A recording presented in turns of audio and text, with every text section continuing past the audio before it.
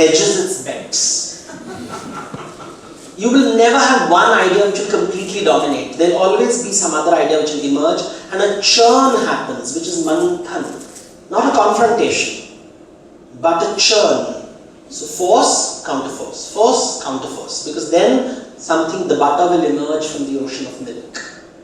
So it is not debate, this whole idea of a tug of war, of force and counterforce. Force and counterforce work with each other, almost Hegelian, but not quite, in creating and working with each other to create ideas. So that there is a culture which says there's only one life, there will be another culture which says many lives. So one person says hermit is good, the other says, well, householder is also good. Somebody will say vegetarian food is good, there will be a counter narrative saying, no, non-vegetarian is also good. Bengal, Delhi. So every time there will be counter narratives. The human tendency is to dominate and say my truth is the truth. That's indulging ourselves. It will never work. Thank you. In the back. So I have a question. Even in the modern world, with all the mass media and everything, the government schemes never reach the poorest people. So how did the idea of anti-queer or anti-homosexuality, or even the complete ignorance, like something like this exists in our culture, happen 300 or 350 years back, or whenever it happened? How did that happen completely across India? What happened? The idea of homophobia, or the idea of the ignorance of existence of queer in the society. See, wisdom and ignorance coexist. There will always be people, and ignorance is a function of fear. When I'm frightened, a new idea terrifies me. When I'm not frightened, a new idea does not terrify me. So what you see as rage and anger in India will not be seen, will be seen as a function of ignorance, and therefore a function of terror. And therefore, there is fear in the world, and therefore you cannot accept something which is different. How do you deal with a terrified child? You get angry with them because they'll only get more scared. And they'll get even more scared because anything which I'm not familiar with is scary. So there is this famous story which is part of my books, which is called the Nababunjara. One day Arjuna is sitting in the forest and suddenly a strange creature comes in front of him.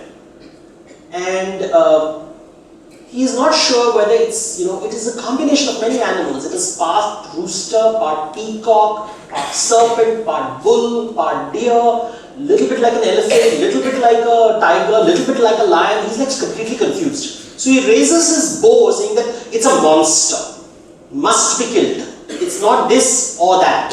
It doesn't fit into a neat box. And then it's this famous image in Odia art where Krishna, the creature picks up a lotus flower and says, don't you recognize me? What is not possible in the imagination of man happens in the reality of God. So submit humbly that you know only limited things. And I am Ananta Vasudev, the limitless one who includes everyone. And Arjuna lowers his bow. He doesn't kill the monster like a Greek hero. He worships it. That's the philosophy. What you are afraid of is because you can't deal with infinity. And it's okay. So when Vishwarupa happens, Arjuna gets scared. Because new ideas are scary. And therefore, when you see people hating and getting angry, a parent rejecting a gay son or a daughter or a transgendered child, it's okay, give them time. If not in this life, next life. That's quite interesting because we had spoken about this. Yes. It is that patience. And I'm sure that, those that are in the audience are from the LGBT community that are also raising it to my Masala friends out there. It is that. It does take that time for acceptance. It's making that first step. And as you said, treat it with love in many ways, because love does come from love. Yes, it does. it was a pleasure listening to you.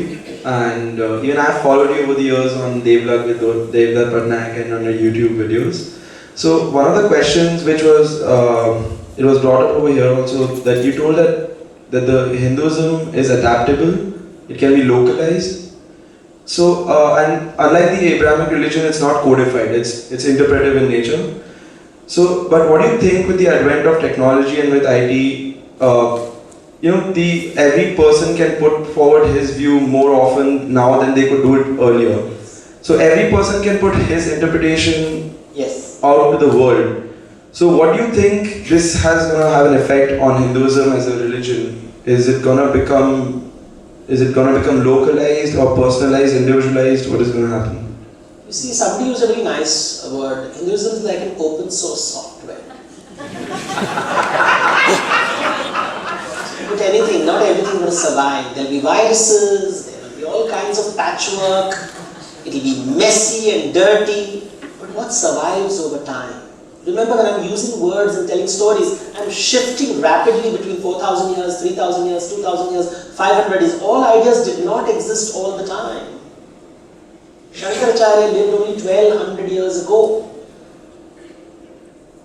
When I'm talking about Rig Veda, I'm talking about 4,000 years ago. I'm using such casually, I'm using these words so because what has survived over time?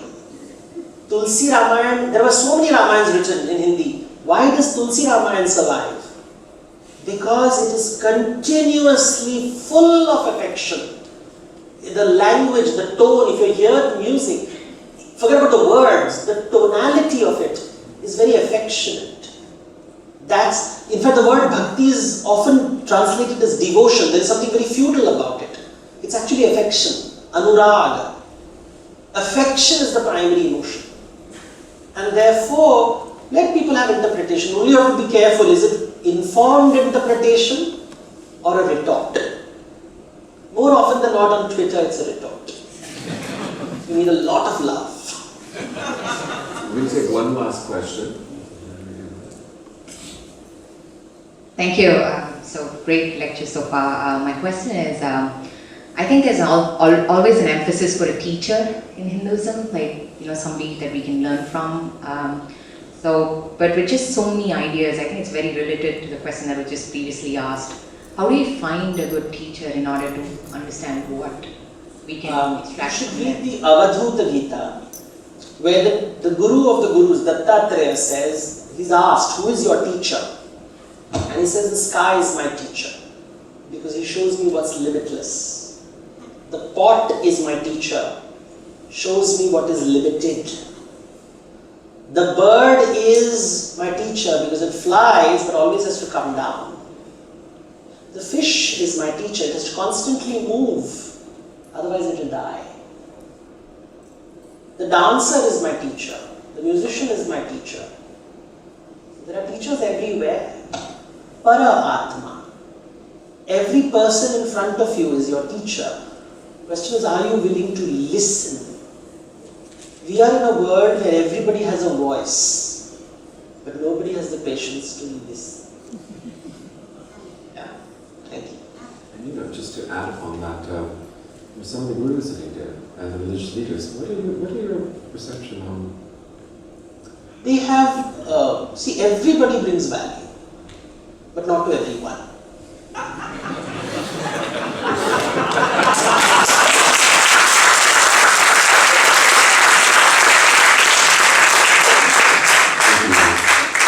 And that is something we've discussed, I think, at length and so forth. I think that there is a little bit of everything for everyone, and in our culture, history, that you so richly bring forth. I'd like to also now thank Devdutt once again for taking the time to come out all the way.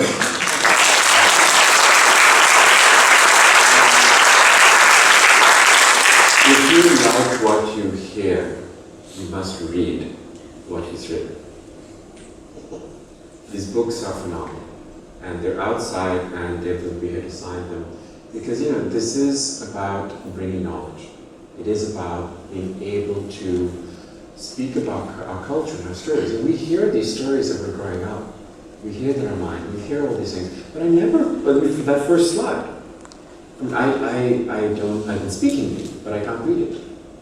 And there are many of those who grew up in this country have that barrier or what have you, but be able to interpret, that was quite, my mom, Tulsi Raman, we do the, all the Hanuman Chalisa, all of that. That's around my house, around growing up, throughout.